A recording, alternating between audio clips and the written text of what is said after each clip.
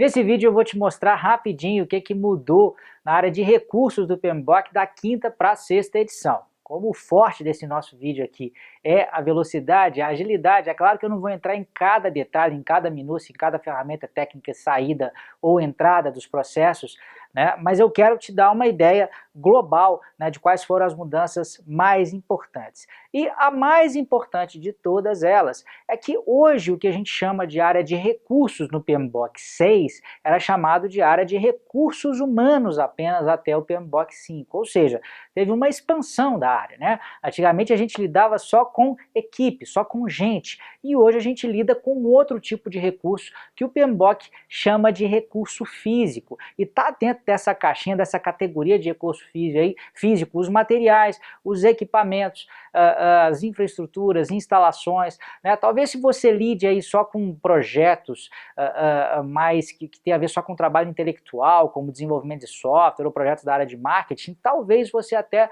não tenha que se preocupar tanto com esses recursos físicos, mas imagine aí um projeto de engenharia em que você precisa de material, você precisa de equipamento para construir um prédio, para construir uma indústria, para construir seja lá o que for, né? Essa expansão dessa área ela foi necessária justamente porque se percebeu um gap aí, a gente lidava só com gente, mas tem outro tipo de recurso também importante dentro do projeto. Tá, a partir dessa grande mudança, a gente vai desdobrar agora com um pouco mais de detalhe, falando dos diversos processos da área. Então, cada um dos processos, eu vou citar eles aqui agora e vou dizer o que mudou, tá? O primeiro deles é o planejar o gerenciamento de recursos. E houve uma mudança muito simples aqui, que antigamente ele era chamado planejar o gerenciamento de recursos humanos. Esse é um processo, né, do grupo de planejamento e define, portanto, né, como que a gente vai gerenciar cada um dos recursos aí do projeto, tá? As duas grandes saídas desse processo são o plano de gerenciamento de recursos, que antigamente se chamava só plano de gerenciamento de recursos humanos,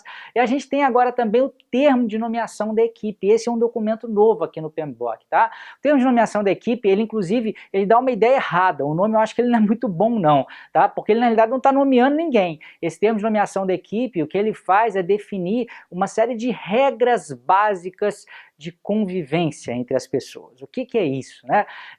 Quais são os valores que essa equipe valoriza, aquela que são caros à equipe, né? Quais são as regras que a gente vai utilizar, por exemplo, para tomar decisão? Para tomar determinada decisão, a gente precisa de unanimidade, a gente vai chegar num consenso, vai ser por maioria simples. É claro que cada uma das decisões pode ter suas regras próprias, mas a ideia aqui é para evitar conflitos desnecessários, tentar já identificar uma série de regras de convivência. A gente vai tolerar atraso, se de repente a gente tiver marcado uma reunião para 9 horas da manhã e está faltando uma pessoa, a gente começa sem essa pessoa mesmo.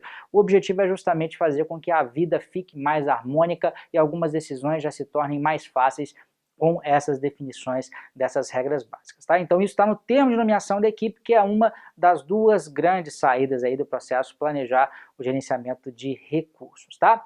O segundo processo dessa área é estimar os recursos das atividades. Isso aqui não tem novidade não, quer dizer, tem mais ou menos, esse processo já existia, só que ele ficava lá na área de cronograma, né, na área que antigamente chamava área de tempo do PMBOK até o PMBOK 5, e agora esse processo que, como o próprio nome diz, estima os recursos necessários, tanto humanos quanto materiais, né, ele está presente aqui nessa área específica de recursos, tá? Terceiro processo é o processo chamado adquirir recursos, um nome novo também e um processo ampliado para algo que de certa forma já acontecia no PMBOK 5. Antigamente a gente tinha um processo chamado mobilizar a equipe do projeto, né, como o próprio nome diz, só mobilizava, fazia com que as pessoas começassem a trabalhar dentro do projeto. O adquirir recursos, ele é um pouco mais amplo, né? É como se fosse a mobilização da equipe, assim como esse outro processo antigo já fazia, mas também acontece aí a aquisição dos recursos físicos, que são os materiais, os equipamentos, né, e as infraestruturas necessárias para o projeto.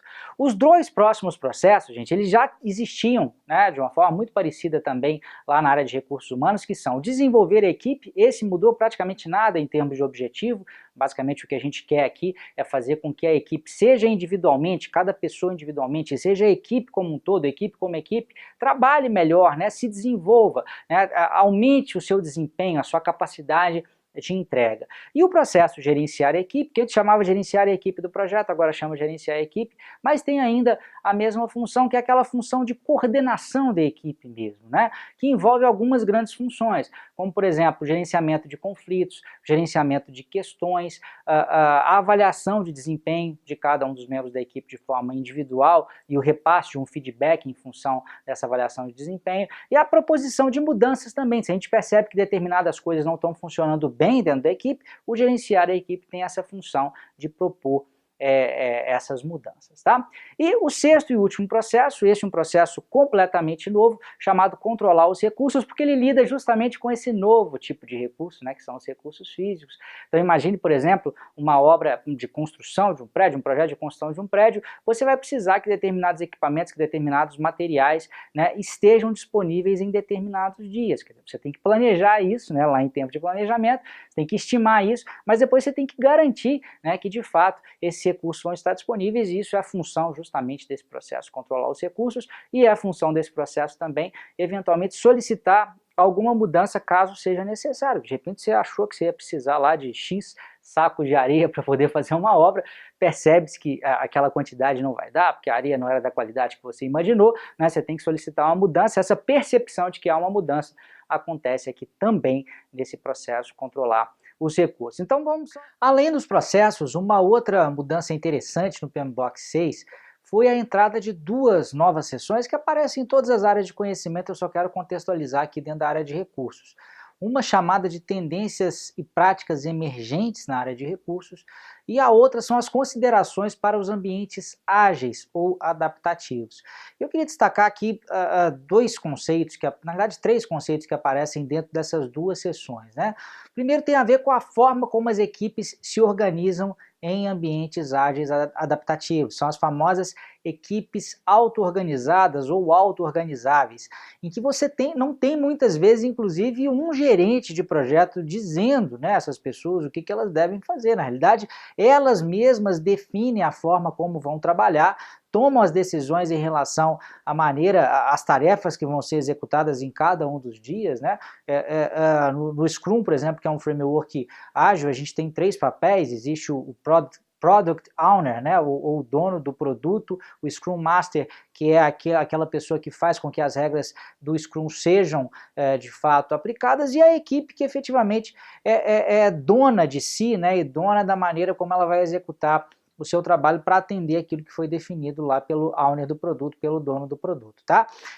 Então essa é uma característica das equipes auto-organizadas, e uma outra característica é que a equipe ela é cross-functional, ou multifuncional, ou seja, tudo que é necessário para produzir o produto do projeto está ali dentro daquela equipe que trabalha junto de forma colaborativa, não trabalha de forma separada, cada um dentro da sua área funcional, mas todo mundo junto ali, focado na produção daquele produto do projeto. E um terceiro conceito que está nessa área de tendências emergentes é a questão da inteligência emocional, né? Isso apareceu de uma maneira mais forte também na sexta edição do PMBOK, tem a ver principalmente com o processo gerenciar os recursos, né? E o que é a inteligência emocional, né? A capacidade da gente identificar as nossas emoções e gerenciar essas emoções, não só as nossas, mas também levar em consideração a emoção de outras pessoas. Então vamos dar alguns exemplos aqui, né? Primeiro, do ponto de vista pessoal, eu como gerente do projeto, eu posso de repente perceber que determinadas coisas me irritam, mudam o meu humor, e aquilo pode fazer com que eu dê uma resposta ríspida, ou com que eu trate uma pessoa da minha equipe de uma maneira inadequada, né? Essa percepção, né? Esse autoconhecimento e tomar medidas para evitar que isso aconteça tem a ver com o autocontrole que está dentro da inteligência emocional.